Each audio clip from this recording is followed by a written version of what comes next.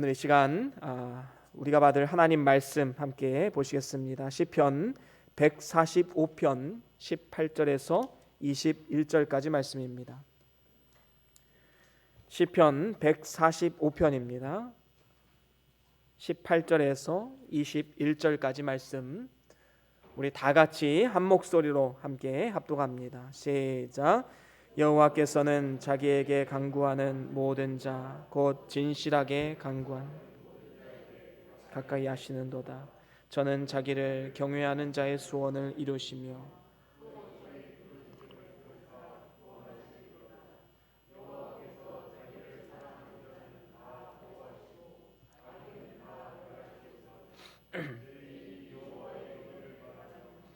모든 육체가 그의 성호를 영영히 송축할지로다. 아멘. 아멘.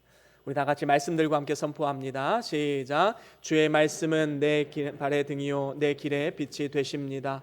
주여 말씀하옵소서. 주의 종이 듣겠나이다. 아멘. 아멘. 오늘은 시편 145편 18절에서 21절 말씀으로 기도의 자세라는 제목으로 함께 말씀을 나눠보길 원합니다. 우리에게 있어서 건강이라는 것은 가장 큰 관심사 중에 하나가 아닐까 생각이 됩니다.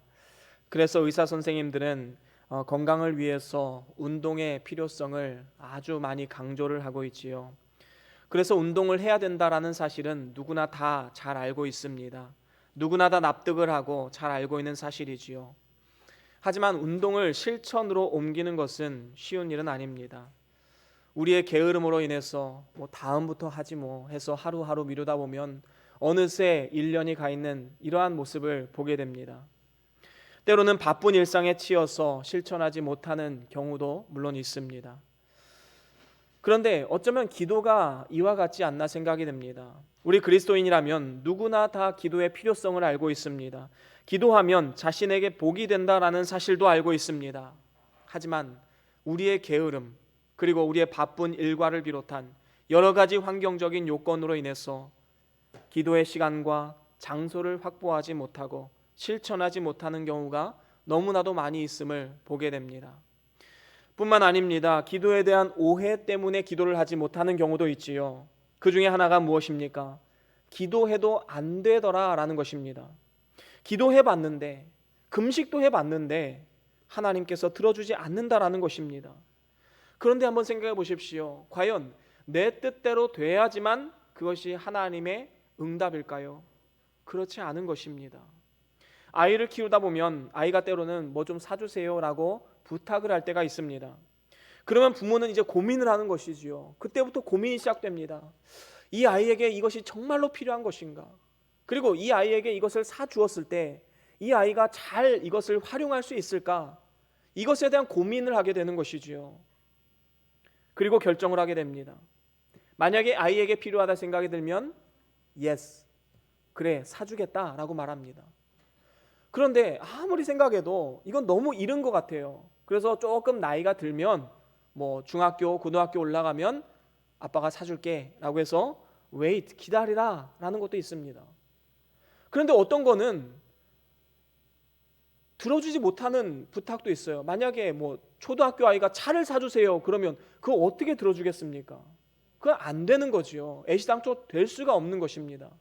안 돼 라고 말할 수밖에 없는 것이지요. 그러면 이 세 가지 중에 하나님의 응답은 무엇일까요? 예스만일까요? 그렇지 않습니다. 이 세 가지 yes, wait, no 이 세 가지 다 응답이다라는 것입니다. 우리의 오해는 뭐예요? 우리가 기도한 대로 그대로 돼야지만 나 응답받았어 라고 말하지요. 그런데 그렇지 않다라는 겁니다. 우리가 기도하면 하나님 고민하세요. 하나님 생각하십니다. 하지만 때로는 그것이 예스가 될 수도 있고 wait가 될 수도 있고 no가 될 수도 있습니다. 이 세 가지의 응답을 알지 못하면 우리가 낙심이 되는 거예요. 기도한 대로 이루어지지 않기 때문에 하나님 앞에 서운한 감정이 들기도 하는 것이 사실입니다. 그런가 하면 또 한 가지 오해가 있어요. 그것은 바로 하나님 우리의 모든 것을 다 아시는데 우리가 기도할 필요가 뭐가 있냐라는 것입니다. 하나님 전지전능하신 하나님이시잖아요. 하나님 내 필요한 거 아시죠? 하나님 들어주실 줄 믿습니다. 기도하지 않아요. 하지만 하나님께서 뭐라고 말씀하셨습니까? 하나님은 전지하시고 전능하신 하나님이시지만 구하라 그리하면 너희에게 주실 것이요 라고 말씀하고 있습니다. 구하라고 말씀하고 있지요. 이것은 자녀의 특권을 말하는 것입니다. 자녀라면 부모에게 아주 당당하게 요구할 수가 있지요. 아이들이 학교 갔다 오면 종종 이렇게 말할 때가 있어요. 배고파요, 밥 주세요. 여러분 남의 집 가서 이렇게 말할 수 있나요? 옆집 가가지고 배고파요, 밥 주세요. 그러면 너 누구냐 할 겁니다. 여러분 자녀이기 때문에 누리는 특권이 있는 것이지요. 당당함이 있습니다. 마치 뭔가를 맡겨놓은 아이처럼 부모에게 당당하게 요구를 하는 것이지요. 자녀로서 누리는 특권입니다. 하나님 앞에 우리는 모두 다 예수 그리스도를 구주로 영접한 하나님의 자녀들입니다. 그래서 하나님 앞에 마음의 소원을 두고 기도하는 것은 어쩌면 당연한 일입니다. 하나님 앞에 당당하게 요구하십시오. 우리가 경계하는 것은 기복주의이지 기도 자체를 하지 말라는 것이 아닙니다. 기복주의란 무엇이지요? 나의 정욕으로 쓰기 위해서 하나님 앞에 구하는 것입니다. 야고보서 4장 2절에 보면 너희가 얻지 못함은 구하지 아니하며 구하여도 받지 못함은 정욕으로 쓰려고 잘못 구함이라 라고 말씀하고 있습니다. 나의 정욕으로, 나의 욕심으로, 나의 야망으로 구하는 것이 아니라면 하나님께서는 반드시 우리에게 가장 좋은 것으로 응답하신다라는 믿음을 가지고 우리는 기도해야 마땅한 것입니다.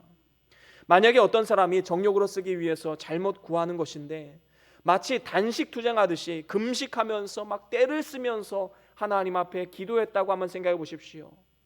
어떤 경우에는 하나님께서 마지못해 들어주실 수도 있을 것입니다. 하지만 그것이 그 사람에게 절대로 복이 될 수 없음을 우리는 성경을 통해서 알 수 있지 않습니까?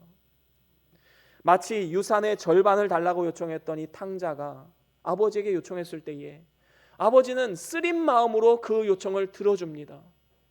그 아버지가 아이가 이 유산을 가지고 무엇을 할 것인지 그리고 그 미래가 어떻게 될 것인지 몰랐기 때문에 준 것일까요? 그렇지 않습니다. 아버지는 이미 다 알고 있어요. 이 아이가 잘못된 길을 걸어가고 있다는 것을 알고 있습니다. 그럼에도 불구하고 쓰린 마음으로 그것을 들어줄 때가 있어요. 부모에게도 마찬가지지요. 여러분 하나님께서도 때로는 이렇게 우리의 기도에 응답해 주실 수도 있을 것입니다. 막 금식하면서 때를 쓰면서 기도하는데 하나님 어떻게 그것을 외면할 수 있겠습니까? 하지만 그렇게 정욕으로 쓰려고 그렇게 야망과 욕심으로 쓰려고 구하는 것은 하나님께서 들어주셔도 그것이 절대로 우리에게 복이 되지 않음을 분명히 알아야 됩니다. 기도는 우리에게 유익을 주는 것인데 그 기도가 정욕으로 쓰지 않기 위해서 정말로 하나님의 영광을 위해서 하는 기도여야만 우리에게 유익이 되는 것입니다. 그래서 신명기 4장 7절에 보면 이렇게 말씀합니다. 우리 같이 한번 읽어볼까요? 신명기 4장 7절입니다. 시작.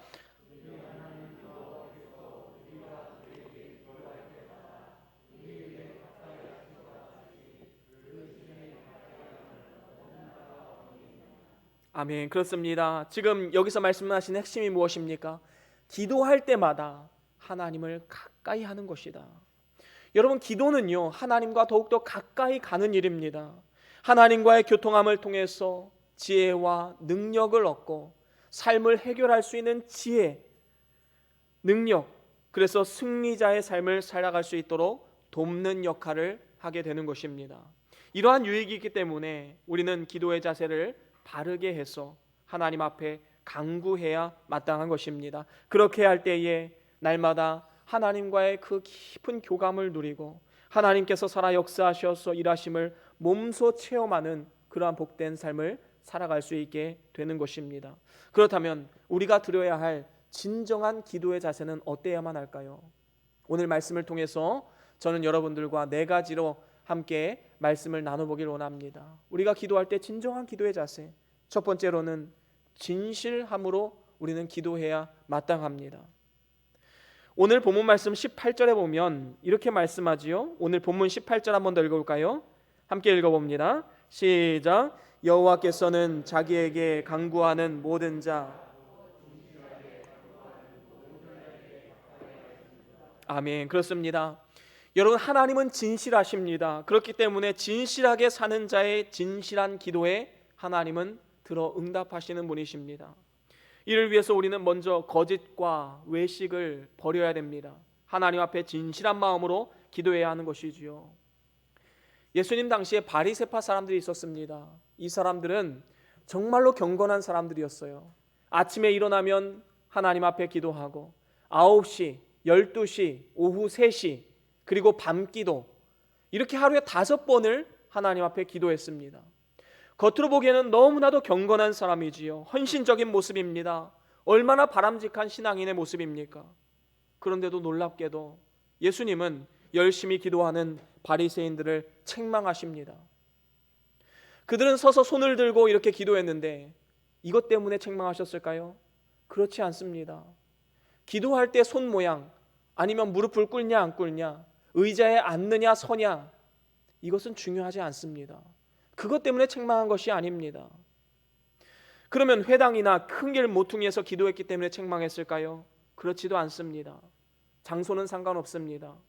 우리는 집에서건 교회에서건 버스에서건 차 운전하면서건 언제 어디서든지 하나님 앞에 기도를 올려드릴 수 있습니다. 예수님이 바리새인을 책망했던 이유는 딱 한 가지입니다. 그들의 마음의 동기였지요. 사람 앞에서 하기를 원하는 그 마음이 있었기 때문에 책망받은 것입니다. 그들의 마음에 진실함이 없었던 것이지요. 사람에게 보이려고 했기 때문에 책망받은 것입니다. 반면에 나다나엘이라는 사람이 있습니다. 예수님을 만나기 전에 무화과 나무 아래에서 진실하게 메시아를 사모하는 마음으로 기도했던 인물이었지요. 사람 보는 앞에 한 것이 아니라 사람들이 보지 않는 이 무화과 나무 아래 들어가서 하나님과 깊은 교제를 누렸습니다. 이러한 모습을 보시고 예수님께서 너는 참 이스라엘이다, 너는 마음속에 간사함이 없다 라고 칭찬하셨습니다. 결국에는 그는 예수님을 따르는 제자가 되었고 하나님 나라 영광을 위해서 아름답게 쓰임받게 되었습니다. 그렇습니다. 이렇게 하나님 앞에 진실함으로 나아가는 자를 하나님께서는 만나주시고 그 마음의 소원을 만족해 하시는 분이십니다. 이렇게 하나님 앞에 진실한 기도를 하기 위해서 예수님께서 가르쳐 주신 기도의 방법이 있지요. 그것이 바로 골방 기도입니다. 마태복음 6장 6절 말씀 우리 같이 한번 읽어볼까요? 마태복음 6장 6절입니다. 시작. 너는 기도할 때 내 골방에 들어가 문을 닫고 은밀한 중에 계신 내 아버지께 기도하라. 은밀한 중에 보시는 내 아버지께서 갚으시리라. 아멘. 그렇습니다. 지금 예수님께서는 이 골방에 들어가서 기도하라 라고 말씀하는데, 그러면 예수님은 이 대중기도, 합심기도 이것을 반대하는 분이실까요? 그렇지 않습니다. 우리가 함께 기도할 때는 합심해서 함께 입을 모아서 기도하는 것도 굉장히 중요하지요. 부르짖으면서 기도하는 것도 중요한 것입니다. 하지만 오늘 여기 마태복음 6장 6절에 보면 그 인칭이 어떤 인칭을 사용하고 있습니까? 너라는 이인칭을 사용하고 있습니다. 이것은 예수님이 지금 개인 기도 시간을 말하고 있는 것을 우리가 알 수 있지요. 우리가 개인적으로 기도할 때는 골방으로 들어가서 문을 닫고 기도해야 한다는 것입니다. 이 말은 기도할 때 마음의 흐트러짐 없이 세상의 소리를 차단시키고 하나님께만 집중하라는 말입니다. 뭐 항상 방을 하나 만들어 놓고 그 골방 안에서만 기도하라, 그게 아닙니다. 마음의 골방, 세상의 소리를 차단하고 하나님을 독대할 수 있는 그런 마음의 골방을 하나 만들어 놓으라라는 것이지요. 그렇습니다. 예수님께서 마음의 골방에 들어가서 문을 닫은 후에 하나님과 독대하며 마음의 문을 열고 하나님의 음성을 들어보라 라고 말씀하고 있는 것입니다. 이렇게 진실함으로 하나님과 독대하며 골방에 들어가서 기도할 때에 하나님 주시는 평강이 찾아오게 됩니다. 도저히 고칠 수 없었던 상처라고 할지라도 하나님이 찾아와서서 만나주시면 한순간에 낫게 되는 이러한 역사들도 나타나게 되는 것입니다. 하나님의 얼굴이 해와 같이 빛나는 이러한 축복의 삶, 그 안에서 나 자신이 달라지게 됩니다. 변화됩니다. 좌절할 수밖에 없는 환경 속에서도 마음의 평강이 찾아옵니다. 하나님 신 능력으로 다시 일어설 수 있는 원동력을 받게 되는 것입니다. 이것이 바로 하나님 앞에 진실함으로 기도하는 자가 누리는 축복인 것이지요. 이렇게 하나님 앞에 진실함으로 기도하는 사람은 이제 사람 앞에서도 진실함으로 대하게 됩니다. 여러분, 사람 앞에 진실하지 못하면서 하나님께 진실되게 기도한다는 것은 앞뒤가 맞지 않는 일인 것입니다. 우리의 믿음과 진실은 떼어놓을 수가 없습니다. 그래서 스가랴서 8장 16절에 이렇게 말씀하고 있습니다. 우리 같이 한번 읽어볼까요? 스가랴 8장 16절입니다. 함께 읽어봅니다. 시작.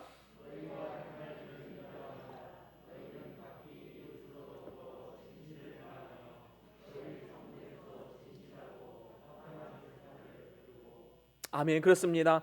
하나님께서 오늘날 우리에게 요구하시는 것이 무엇입니까? 사람들 앞에 진실함으로 대하라 라는 것입니다. 그래서 우리는 한번 약속한 것은 반드시 지키고 다른 사람들, 특별히 믿지 않는 사람들에게 신용을 얻어야 됩니다. 신임을 받아야 하는 것이지요.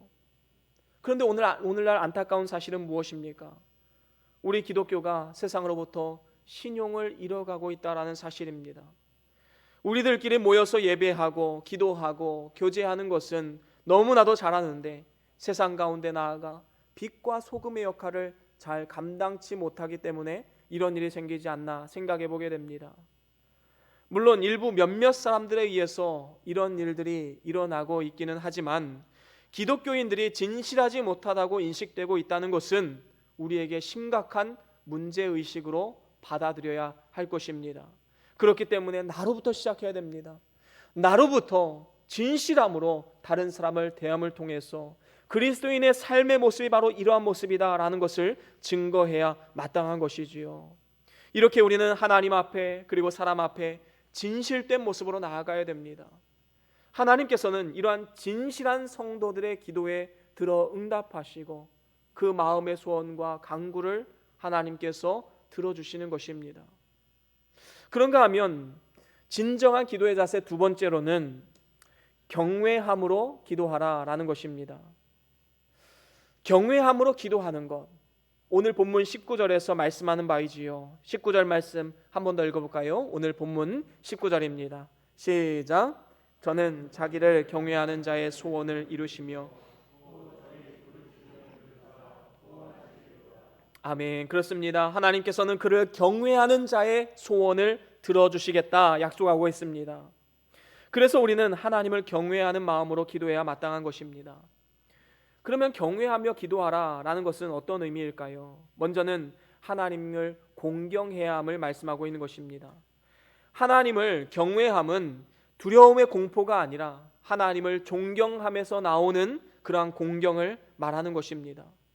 특별히 하나님을 경외한다라는 것의 의미는 성경에 보면 크게 두 가지로 우리가 살펴볼 수 있습니다. 그 첫 번째는 악을 미워하는 것이지요. 경외하는 것은 악을 미워하는 것이다. 잠언서 8장 13절에 이렇게 말씀합니다. 여호와를 경외하는 것은 악을 미워하는 것이라. 여러분, 정말로 하나님을 경외하는 사람은 악을 미워하고 회개하는 자세로 나아갈 수밖에 없는 것입니다. 그리고 교만과 거만과 악한 행실과 패역한 입을 미워하고 이러한 일에 동참하지 않는 삶을 말하는 것입니다. 여러분, 요셉은요 하나님을 경외했기 때문에 아무도 보는 사람이 없어도 하나님 앞에 범죄하지 않았습니다. 그래서 하나님께서 그의 기도와 간구를 들으시고 결국에는 승리하는 삶을 살아갈 수 있도록 인도하신 것입니다. 다니엘은 어떻습니까? 사자굴 속에 들어가면서까지 하나님을 경외하며 기도하는 신앙을 가지고 있었습니다. 이 신앙을 양보하지 않는 믿음, 이로 인하여서 하나님의 구원을 얻을 수가 있었던 것이지요. 뿐만 아니라 다니엘 세 친구들 풀무불에 들어가는 그 순간까지도 신앙을 양보하지 않았습니다. 그렇습니다. 죄에 대한 철저한 회개함 없이 기도하면 하나님께서는 듣지 않으십니다. 이사야 1장 15절에도 이렇게 말씀하지요. 우리 같이 한번 읽어볼까요? 이사야 1장 15절 함께 읽어봅니다. 시작. 너희가 손을 펼 때에 내가 눈을 가리우고 너희가 많이 기도할지라도 내가 듣지 아니하리니 이는 너희의 손에 피가 가득함이니라. 아멘. 그렇습니다. 우리가 기도할 때에 먼저 회개의 기도를 하는 이유가 무엇입니까? 우리의 손에 피가 가득합니다. 너무나도 죄를 많이 짓습니다. 그렇기 때문에 먼저 회개함을 통하여서 하나님 앞에 정결한 마음을 구하고 이제는 우리의 기도와 간구를 하나님 앞에 올려드리는 것입니다. 만약에 이 회개하는 마음, 악을 미워하는 마음이 없이 하나님 앞에 기도하면 하나님 듣지 않으시겠다라고 성경은 분명히 말씀하고 있습니다.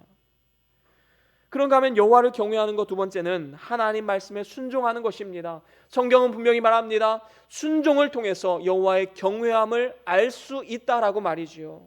창세기 22장에 이렇게 말씀합니다. 우리 같이 한번 읽어볼까요? 창세기 22장 12절 말씀입니다. 시작. 사자가 가라사대 그 아이에게 내 손을 대지 말라.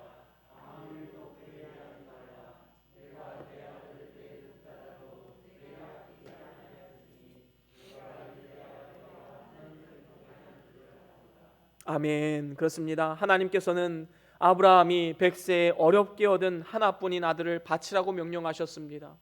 우리의 상식과 이성, 경험으로는 도저히 납득할 수 없는 그러한 요구를 하나님께서 아브라함에게 하고 계신 것입니다. 그리고 이삭을 제물로 바치려던 그 순간 그 아브라함의 순종을 기쁘게 받으시고 그 제사를 멈추십니다. 그러면서 뭐라고 말씀하십니까? 내가 이제야 네가 하나님을 경외하는 줄을 아노라 말씀하셨습니다. 아브라함의 이 100%의 순종을 통하여서 네가 하나님을 경외하는 줄 내가 아노라 하나님 그렇게 평가하신 것입니다. 그렇습니다.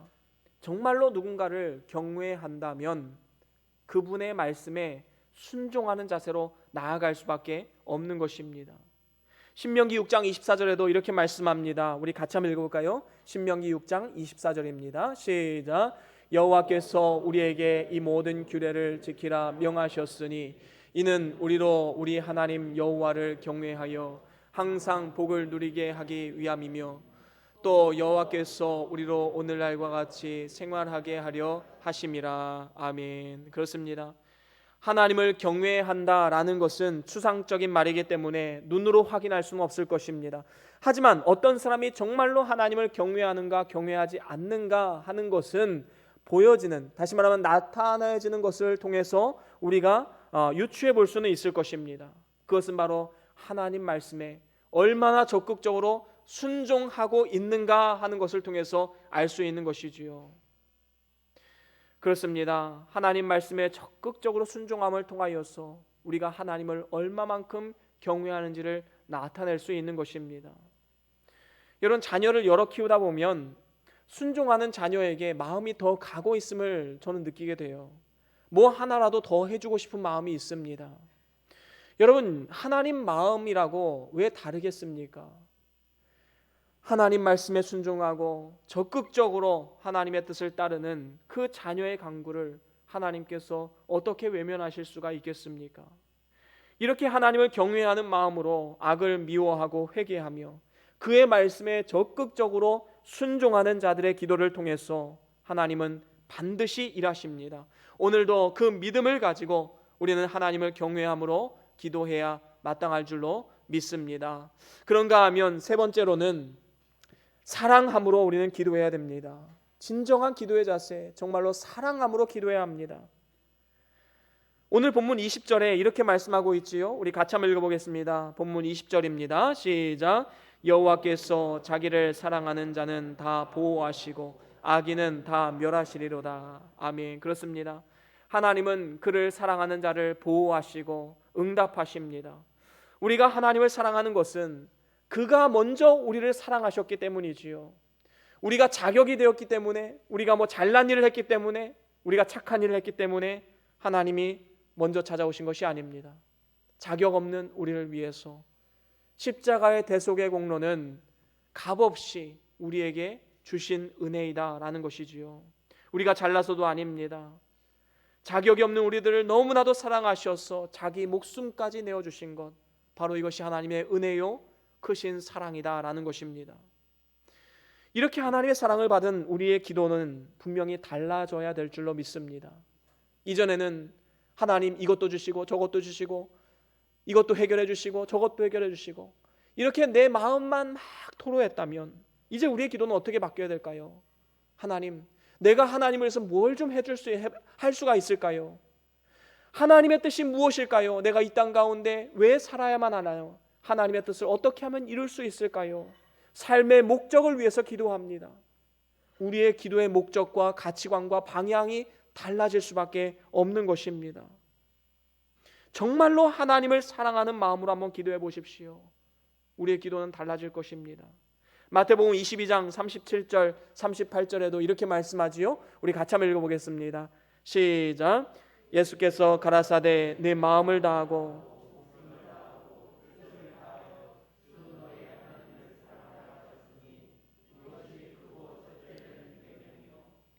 아멘. 그렇습니다. 여러분, 마음을 다해 사랑하라라는 것은 어떤 의미입니까? 우리의 내면의 마음, 하나님 앞에 정직한 마음으로 그 중심을 하나님께 드리라는 것입니다. 목숨을 다해 사랑하라라는 것은 어떤 의미입니까?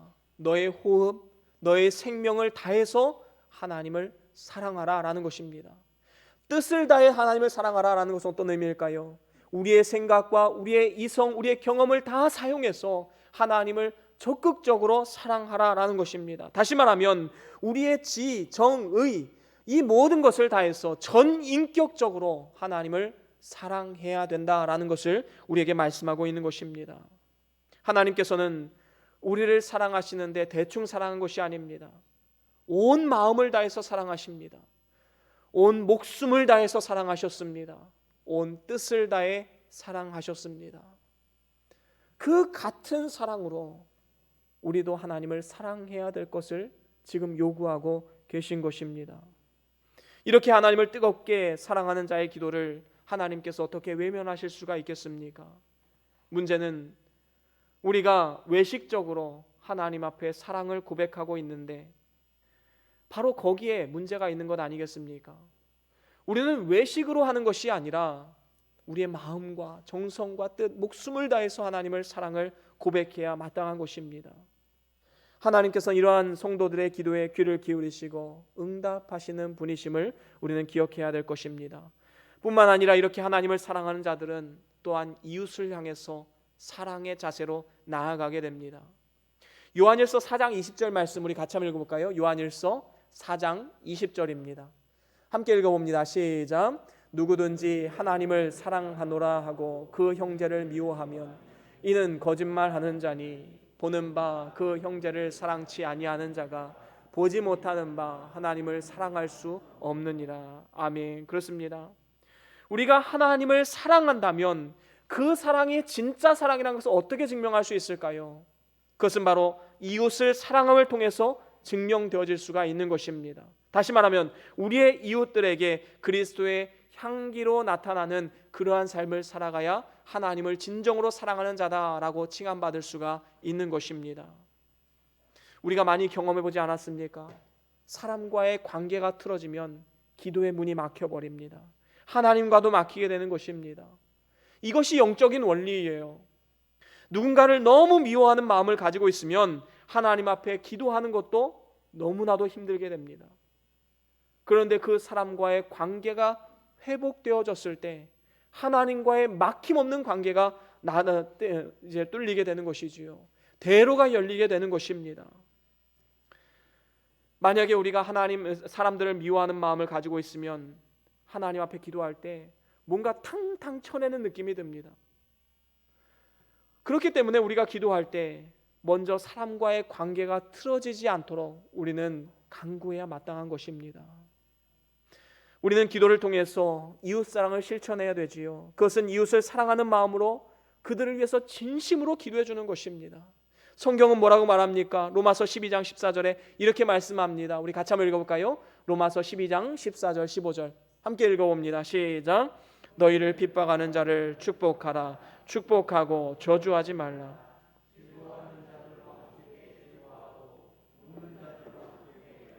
아멘. 그렇습니다. 우리가 대적 기도하는 것은 사단의 존재밖에 없습니다. 사람을 향해서 대적하는 것 너무나도 하나님 앞에 큰 죄이지요. 하나님 뭐라고 말씀하십니까? 너희를 핍박하는 자를 위해서까지 축복하라, 저주하지 말아라 말씀합니다. 또한 즐거워하는 자들 함께 즐거워해라, 울고 있는 자들 함께 울면서 기도해줘라.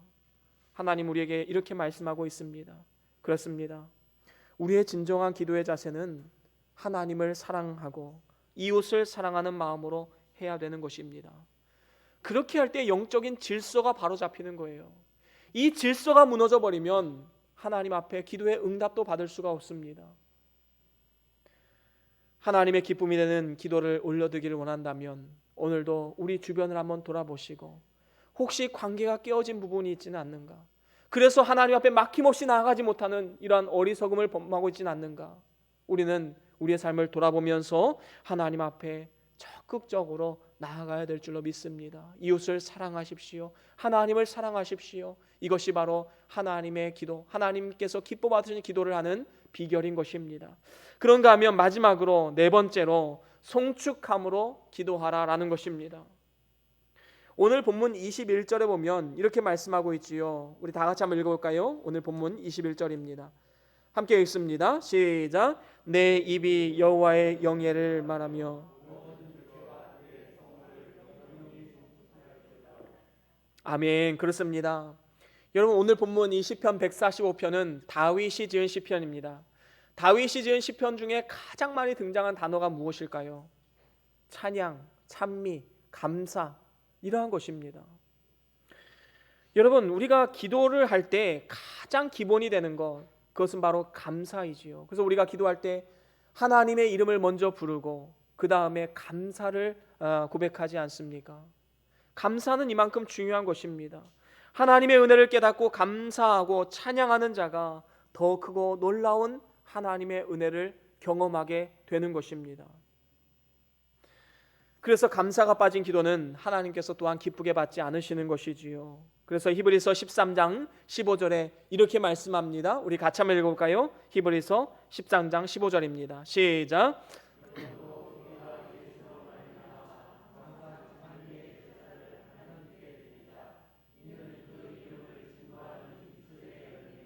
아멘. 그렇습니다. 항상 하나님께 찬미의 제사를 드리자. 이는 그 이름을 증거하는 입술의 열매니라. 여러분 우리가 하나님 앞에 항상 찬미의 제사를 드리는 것, 그것은 환경에 관계없이 상황을 따지지 않고 하나님 앞에 범사에 감사하는 삶, 그래서 하나님을 높여드리고 하나님을 영화롭게 하는 삶. 여러분 이러한 성도들의 기도에 하나님께서 귀를 기울이시는 것입니다. 그렇습니다. 때로는 극심한 환난에 빠졌다 할지라도 욥과 같이 주신 분도 여호와시요 취하신 분도 여호와시니 오직 여호와께서 송축함을 받으실지어다. 여러분 이 어려운 환경 가운데서도 하나님을 송축할 수 있는 믿음 어디서 나오는 것일까요? 바로 하나님께 받은 은혜를 하나하나 따져볼 때 우리는 감사하지 못할 이유가 단 한 가지도 없음을 분명히 기억해야 할 것입니다. 그렇습니다. 이렇게 입술의 열매로 하나님을 송축하는 삶이야말로 성경에서 말하는 몸으로 드리는 산 제사로서의 삶이다라는 것입니다. 우리가 잘 아는 말씀 로마서 12장 1절에 보면 이렇게 말씀하지요. 너희에게 권하노니 너희 몸을 하나님이 기뻐하시는 거룩한 산 제사로 드리라 라고 말씀하고 있습니다. 거룩한 산 제사로 드리는 삶, 심겨진 그곳에서 온 삶을 다해서 하나님 앞에 감사하며 송축하는 삶, 바로 이러한 삶이 거룩한 산 제사로서의 삶이 아니겠습니까? 우리의 몸은 성령이 거하시는 전이요 의의 병기로서 하나님을 송축해야 마땅한 그러한 그릇임을 분명히 알아야 되는 것입니다. 우리 인생의 목적, 하나님을 영화롭게 하고 그로 인하여서 영원토록 즐거워하는 것, 이것이 우리의 인생의 목적 아닙니까? 하나님 앞에 늘 감사하고 범사에 감사하는 이러한 삶, 오늘 하나님께서 우리에게 요구하시는 기도의 자세인 것입니다. 이제 말씀을 마무리합니다. 기도는 하나님의 자녀된 우리들이 가지는 특권이자 또한 의무입니다. 사무엘은 이러한 고백을 했지요. 내가 이스라엘을 위해서 기도를 쉬는 죄를 범하지 않겠다. 사무엘의 입장에서는 이 기도를 쉬는 것, 기도를 중단하는 것, 기도를 하지 않는 것, 이것은 죄로 여겼습니다. 여러분, 우리도 마찬가지가 되어야 되지 않겠습니까? 우리가 하나님의 자녀라면 마땅히 기도해야 할 의무도 있는 것입니다. 기도는 우리에게 많은 유익을 가져다 주지요. 기도를 통해서 우리는 살아계신 하나님을 만나고 교제하고 교감할 뿐만 아니라 하나님의 일하심을 몸소 체험하게 됩니다. 뿐만 아닙니다. 기도를 통해서 우리는 하나님의 뜻을 깨닫게 됩니다. 그리고 그 뜻을 따라서 믿음으로 순종할 수 있는 결단을 내리기도 합니다. 담대한 믿음의 사람으로 거듭나는 시간, 바로 그 시간이 기도의 시간이다라는 것입니다. 그렇습니다. 기도는 내 뜻을 하나님께 관철시키기 위해서 하는 것도 아니고, 사람들에게 내가 이렇게 경건한 사람입니다 보이기 위해서 하는 것도 아닙니다. 물질적인 축복을 받기 위해서 하는 것도 아닙니다. 기도를 하면 철저하게 나 자신의 연약함과 죄성을 바라보게 되고 회개하지 않을 수 없게 됩니다. 기도하면 나 자신이 달라집니다. 그래서 기도의 본질은 환경을 바꾸는 데 있는 것이 아니라 우리의 마음을 바꾸는 것입니다. 우리의 마음을 바꾸면 환경을 바라보는 눈이 바뀝니다. 어떠한 환경에서도 기쁨과 감사를 고백할 수 있게 되는 것이지요. 여러분, 이러한 삶 가운데 하나님 축복하시는 것입니다. 그 한 사람이 달라지면 그 가정이 달라지고, 가정이 달라지면 교회가 달라지고, 교회가 변화되면 이 나라 민족은 분명히 소망이 있게 될 것입니다. 그 첫 출발, 바로 우리의 기도의 시간에 달려있다라는 것입니다. 절대적으로 기도의 시간과 장소를 확보하십시오. 언제가 되었든 상관없습니다. 매일마다 새벽에 나와서 기도하시는 분들도 있습니다. 또 교회에 낮에 나오셔서 기도하시는 분들이 있습니다. 집에서 작은 방을 하나 만들어 놓고 하나님 앞에 기도의 자리에 나가시는 분들이 있습니다. 마음의 골방을 만들어 놓고 버스에서건 어디서건 하나님 앞에 기도하시는 분들이 있습니다. 장소에 구애받지 마시고, 시간에 구애받지 마시고, 항상 기도에 힘쓰십시오. 언제 어디서든 기도하십시오. 하나님과의 깊은 교제를 누리십시오. 항상 기도에 힘쓰되 진정한 기도의 자세로서 진실함으로 기도하시고, 경외함으로 기도하시고, 사랑함으로 기도하시고, 송축함으로 기도하십시오. 이 네 가지 기도의 자세로 우리가 때를 얻든지 못 얻든지 항상 하나님 앞에 기도하는 삶, 그러한 삶을 살아가게 되면 하나님께서 주시는 풍성한 은혜와 복을 누리게 될 것입니다. 하나님과의 깊은 교감을 누리시고 세상이 줄 수 없는 참된 평안과 안식과 기쁨을 누리시는 저와 여러분들의 삶이 다 될 수 있기를 주의 이름으로 간절히 축원합니다. 우리 다 같이 오늘 받은 말씀 기억하시면서 우리 잠깐 동안 기도합니다. 어떠한 마음의 결단이 있으셨습니까? 어떠한 은혜를 받으셨습니까? 어떠한 하나님의 음성이 들려주셨습니까? 그 말씀 부여잡고 우리 다 같이 결단하면서 잠깐 동안 기도하시겠습니다.